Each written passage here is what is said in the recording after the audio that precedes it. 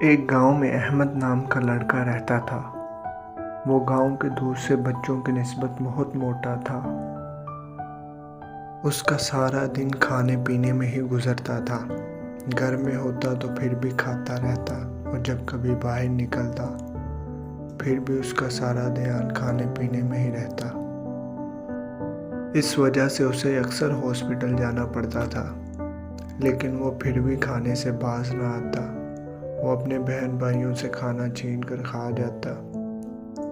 اسے کھانے کی ایک بیماری ہو چکی تھی، جس کی وجہ سے اس کے ماں باپ بہت پریشان رہتے تھے۔ ایک دن گاؤں میں امجد نامی ایک بہت ہی سمجھدار ڈاکٹر آئے۔ جب انہیں احمد کے کھانے کا پتہ چلا تو انہوں نے اسے ہاسپٹل بلایا۔ احمد بہت شرارتی بچہ تھا۔ اس نے ڈاکٹر کا لباس پہن لیا۔ ڈاکٹر اسے دیکھ کر بہت حیران ہوا۔ ڈاکٹر نے احمد کو اسی کے طریقے سے ٹھیک کرنے کا فیصلہ کیا۔ ڈاکٹر نے احمد سے کہا، تمہیں پتہ ہے قریب ہی ایک بہت بڑا جنگل ہے۔ وہ جنگل میں ایک آم کا پیڑ ہے جس پر بہت ہی لذیذ آم اگتے ہیں۔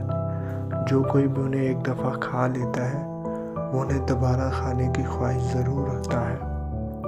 اور احمد جب بھی کسی لذیذ چیز کے بارے میں سنتا اس کا منہ پانی سے بھر جاتا اور وہ اسے کھائے بغیر نہ رہ پاتا۔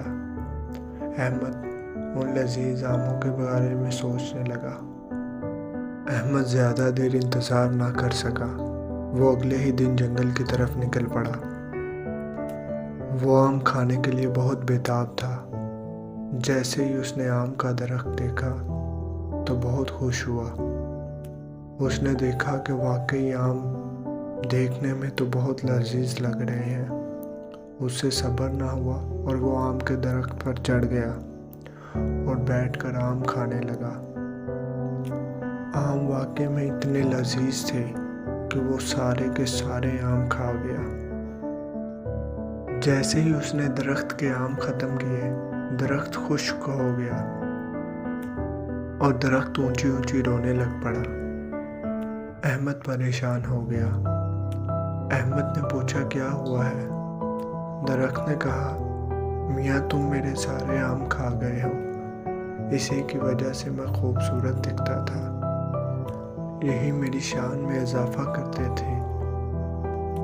تم نے انہیں ایسے دردناک طریقے سے اتار کر کھایا کہ میری جڑیں خشک ہو گئیں۔ احمد کو بہت افسوس ہوا۔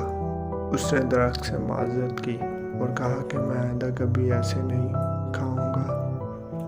احمد پھر گھر واپس آ گیا اور بہت پریشان ہوا۔ اس نے سوچا، اگر ایک درخت اپنے لیے اتنا پریشان ہو سکتا ہے تو میرا جسم کیا میرے لیے پریشان نہیں ہوتا ہوگا، جسے میں نے اس کھانے سے بھر دیا ہے۔ اس نے فیصلہ کیا کہ وہ آئندہ سے کبھی اتنا زیادہ کھانا نہیں کھائے، اور پھر اس نے اپنے تمام دوستوں سے معافی مانگی اور اس نے کھانے کی مقدار کو کم کر دیا، اور وہ روز واک کے لیے بھی جاتا۔ اور دیکھتے ہی دیکھتے کچھ دیر میں احمد موٹے سے پتلا ہو گیا۔ اس کے گھر والے بہت خوش ہو گئے۔ اس کے بعد احمد ہمیشہ معمول کے مطابق کھاتا اور اپنے دوستوں کے ساتھ خوش رہتا۔ بات یہ ہے کہ ہمیں اتنا کھانا چاہیے جس سے ہم ٹھیک رہیں۔ زیادہ کھانا ہم اپنے جسم پر ظلم کرتے ہیں، اور ہمیں اس ظلم سے گریز کرنا چاہیے۔ اگر ہماری یہ ویڈیو آپ کو اچھی لگی ہو تو اسے لائک کریں اور ہمارے چینل کو سبسکرائب کریں۔ شکریہ۔